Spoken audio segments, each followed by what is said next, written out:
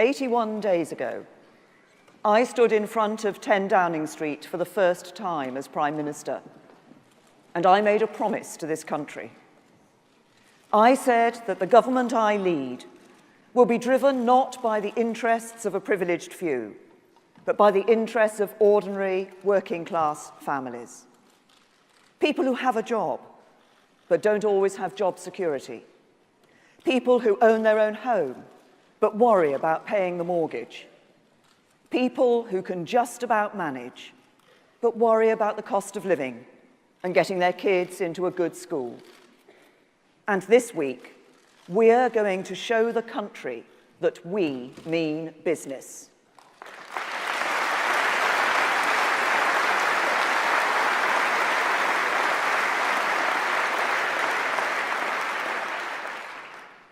But first today, we're going to talk about global Britain, our ambitious vision for Britain after Brexit. Because 100 days ago, that is what the country voted for. We're going to talk about Britain, in which we are close friends, allies, and trading partners with our European neighbours, but a Britain in which we pass our own laws and govern ourselves.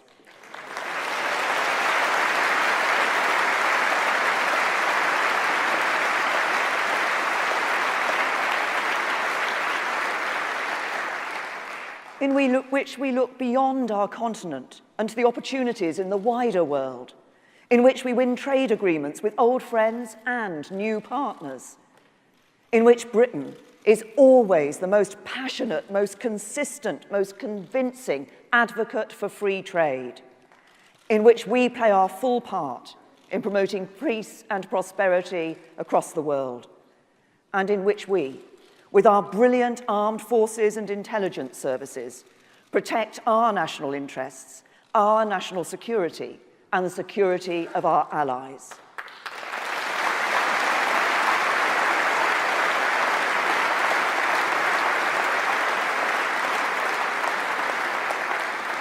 So today we're going to be hearing from David Davis, Priti Patel, and Boris Johnson as we start to explain our plan for Brexit.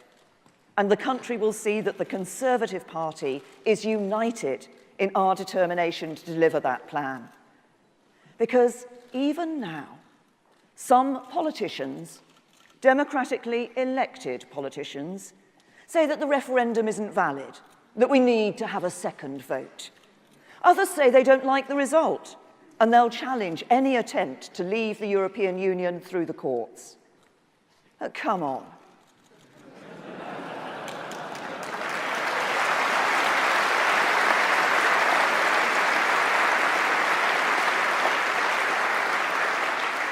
The referendum result was clear. It was legitimate. It was the biggest vote for change this country has ever known. Brexit means Brexit, and we're going to make a success of it.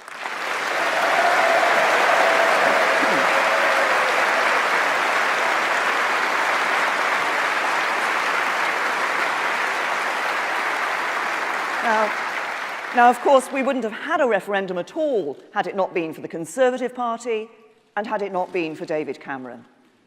And I want to take a moment to pay tribute to David. I served in his shadow cabinet for nearly 5 years and in his cabinet for 6 more. I saw firsthand his commitment to public service, to social justice, and his deep love for our country. He led the rescue mission that brought confidence back to the British economy. He made sure that people on the lowest wages paid no income tax at all. And he won the right for 2 people who love one another, regardless of their sexuality, to marry. He has a legacy of which he and our whole party can be proud.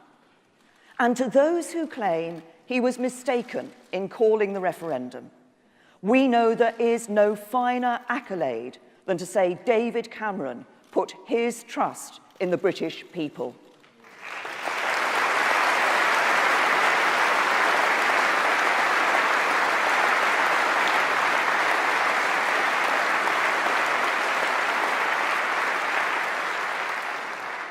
And trust the people we will, because Britain is going to leave the European Union. Now,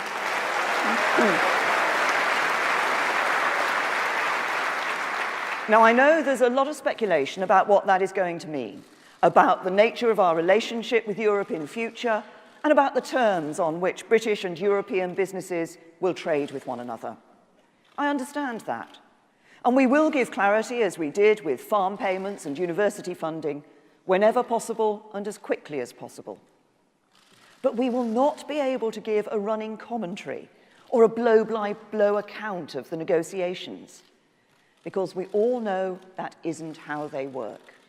History is littered with negotiations that failed when the interlocutors predicted the outcome in detail and in advance. Every stray word and every hyped-up media report is going to make it harder for us to get the right deal for Britain. So we have to stay patient. But when there are things to say, as there are today, we will keep the public informed and up to date. So I want to use today to tell you more about the government's plan for Brexit.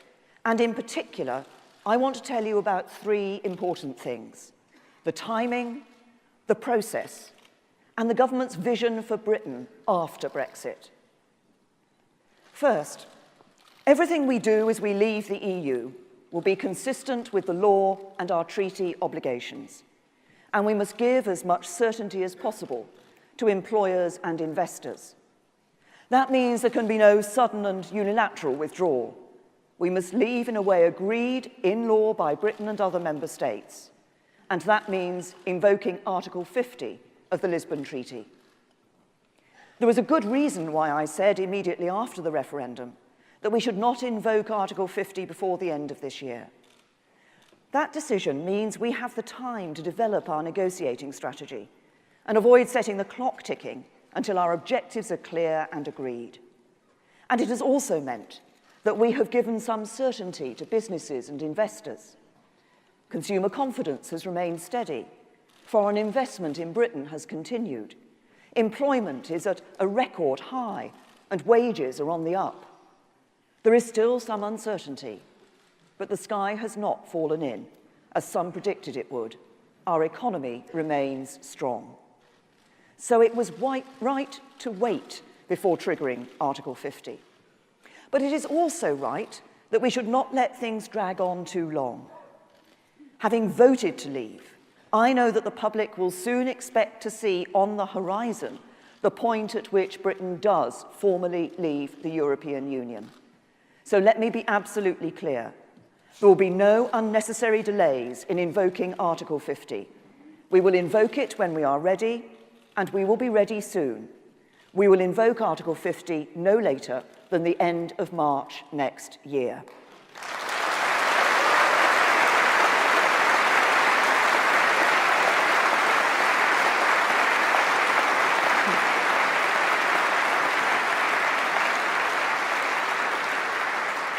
Now, I want to tell you a little more about the process for triggering Article 50. The first thing to say is that it is not up to the House of Commons to invoke Article 50, and it's not up to the House of Lords. It is up to the government to trigger Article 50, and the government alone.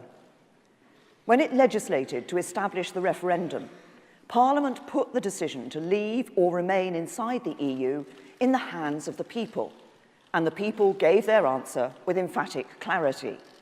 So now it is up to the government not to question, quibble or backslide on what we've been instructed to do, but to get on with the job. Because those people who argue that Article 50 can only be triggered after agreement in both houses of Parliament are not standing up for democracy, they're trying to subvert it. They're not trying to get...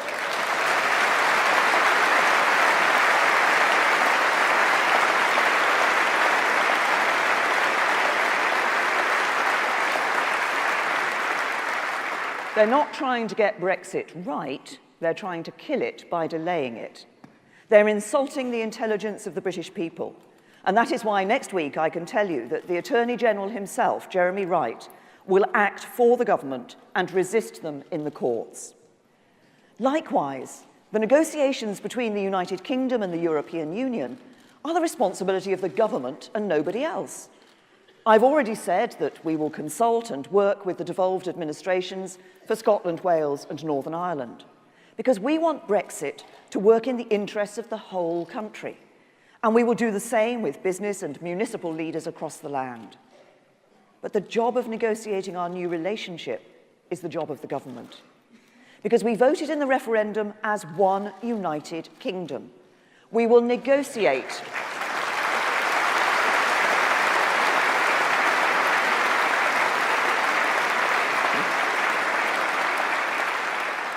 We will negotiate as one united kingdom, and we will leave the European Union as one united kingdom. There's no opt-out from Brexit, and I will never allow divisive nationalists to undermine the precious union between the four nations of our united kingdom.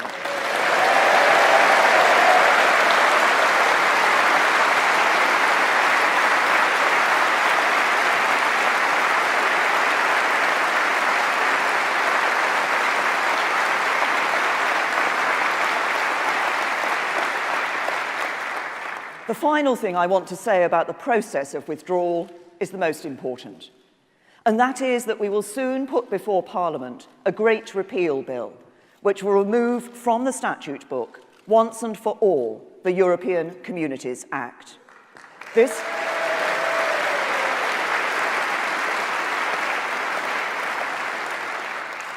historic bill, which will be included in the next Queen's speech, will mean that the 1972 Act, the legislation that gives direct effect to all EU law in Britain, will no longer apply from the date upon which we formally leave the European Union, and its effect will be clear. Our laws will be made not in Brussels, but in Westminster. The judges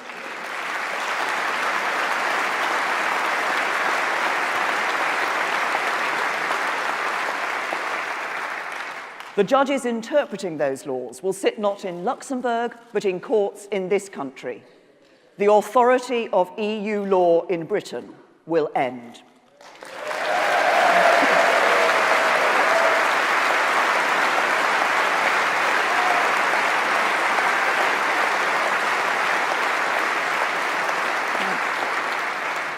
As we repeal the European Communities Act, we will convert the acquis, that's the body of existing EU law, into British law.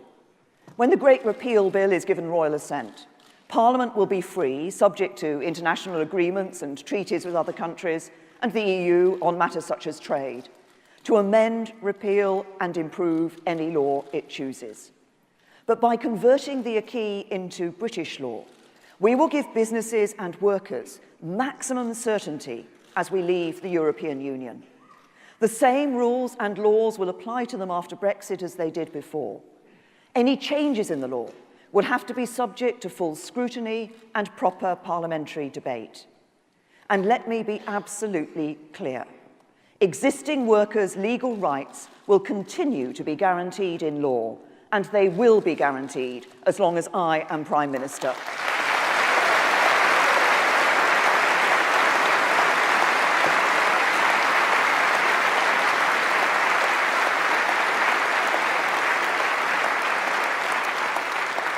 And in fact, as we announced yesterday, under this government, we're going to see workers' rights not eroded and not just protected, but enhanced under the government. Because the Conservative Party is the true workers' party, the only party dedicated to making Britain a country that works, not just for the privileged few, but for every single one of us. So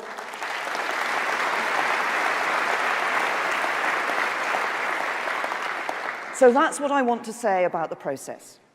But I want to talk to you about the government's vision of Britain after Brexit, our vision of a truly global Britain. And I want to start with our vision for the future relationship we will have with the European Union. Because in this respect, I believe there's a lot of muddled thinking and several arguments about the future that need to be laid to rest. For example, there's no such thing as a choice between soft Brexit and hard Brexit. The line of argument in which soft Brexit amounts to some form of continued EU membership and hard Brexit is a conscious decision to reject trade with Europe is simply a false dichotomy. And it's one that is too often propagated by people who, I'm afraid to say, have still not accepted the result of the referendum. Because the truth is that too many people are letting their thinking about our future relationship with the EU be defined by the way the relationship has worked in the past. Now, that is understandable. We've been members of the EU for more than 40 years. We've just been through a renegotiation during which we remained members of the EU, and the government sought to keep us members of the EU. But what we are talking about now is very different. Whether people like it or not, the country voted to leave the EU. And that means we are going to leave the EU.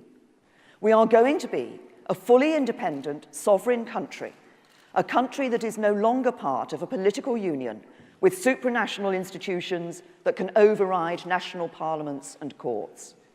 And that means we are going once more to have the freedom to make our own decisions on a whole host of different matters, from the way we label our food to the way in which we choose to control immigration. So the process we are about to begin is not about negotiating all of our sovereignty away again. It's not going to be about any of those matters over which the country has just voted to regain control. It is not, therefore, a negotiation to establish a relationship anything like the one we've had for the last 40 years or more. It's not going to be a Norway model. It's not going to be a Switzerland model. It's going to be an agreement between an independent, sovereign, United Kingdom and the European Union. I know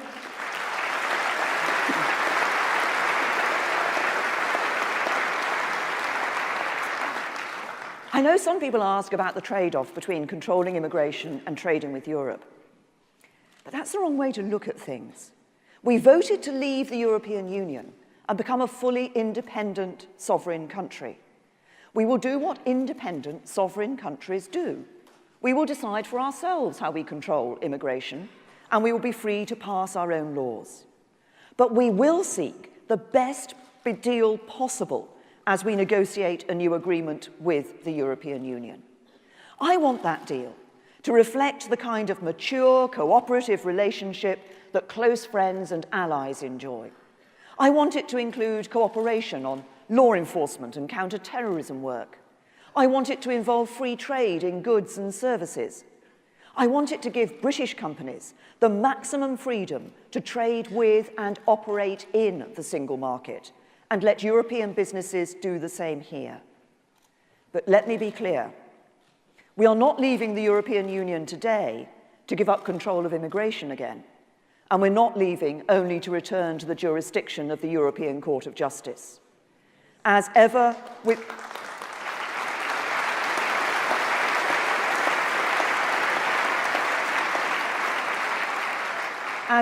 international talks, it will be a negotiation.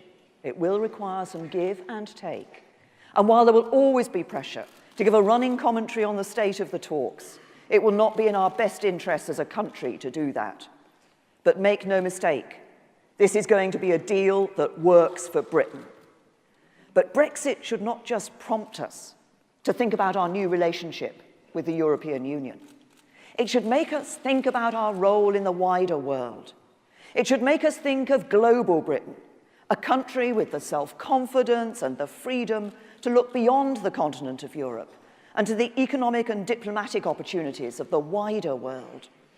Because we know that the referendum was not a vote to turn in on ourselves, to cut ourselves off from the world. It was a vote for Britain to stand tall, to believe in ourselves, to forge an ambitious and optimistic new role in the world. And there is already abundant evidence that we will be able to do just that. Important foreign businesses, like Siemens and Apple, have committed to long-term investments in this country. With the Japanese purchase of Arm for £24 billion, we've seen the biggest ever Asian investment in Britain. Countries including Canada, China, India, Mexico, South Korea, and Singapore have already told us they would welcome talks on future free trade agreements. And we've already agreed to start scoping discussions on trade agreements with Australia and New Zealand. A truly global Britain is possible, and it is in sight. And it should be no surprise that it is. because we are the fifth largest economy in the world. Since 2010, we have grown faster than any economy in the G7, and we attract a fifth of all foreign investment in the EU. We are the biggest foreign investor in the United States. We have more Nobel laureates than any country outside America. We have the best intelligence services in the world, a military that can project its power around the globe, and friendships, partnerships, and alliances in every continent. We have the greatest soft power in the world. We sit exactly in the right time zone for global trade, and our language is the language of the world. We don't need, as I sometimes hear people say, to punch above our weight, because our weight is substantial enough already. So,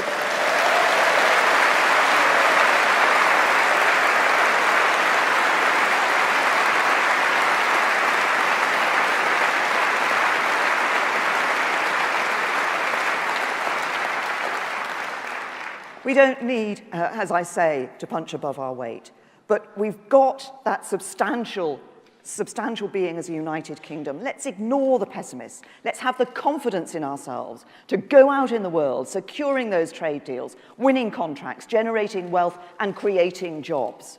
And let's get behind the team of ministers, David Davis, Liam Fox, Priti Patel, and Boris Johnson, who are working on our plan for Brexit, who know we're going to make a success of it, and who will make a reality of global Britain. So let's have a great week here in Birmingham, this conference. Let's get this plan for Brexit right. Let's show the country we mean business. And let's keep working to make Britain a country that works not for a privileged few, but for everyone in this great country.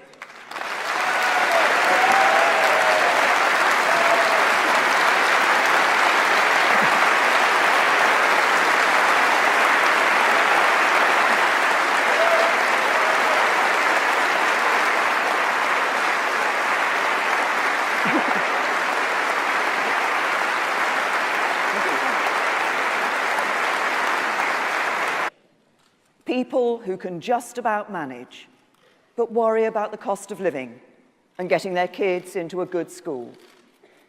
And this week, we're going to show the country that we mean business.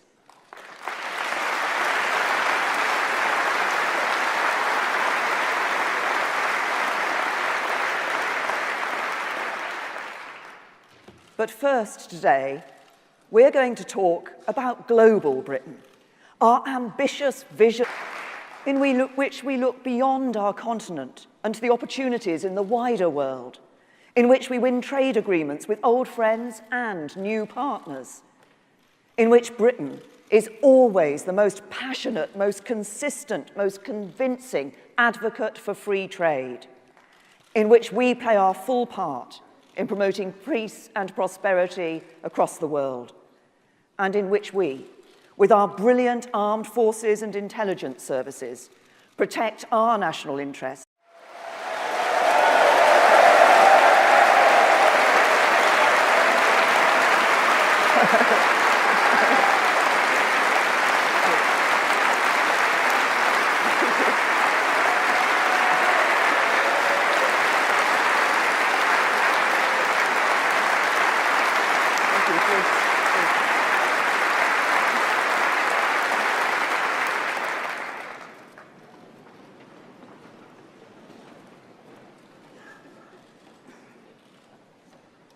"81 days ago, I stood in front of 10 Downing Street for the first time as Prime Minister, and I made a promise to this country. I said that the government I lead will be driven not by the interests of a privileged few, but by the interests of ordinary working-class families. People who have a job, but don't always have job security. People who own their own home, but worry about paying the mortgage. And for Britain after Brexit. Because 100 days ago, that is what the country voted for. We're going to talk about Britain, in which we are close friends, allies, and trading partners with our European neighbours, but a Britain in which we pass our own laws and govern ourselves.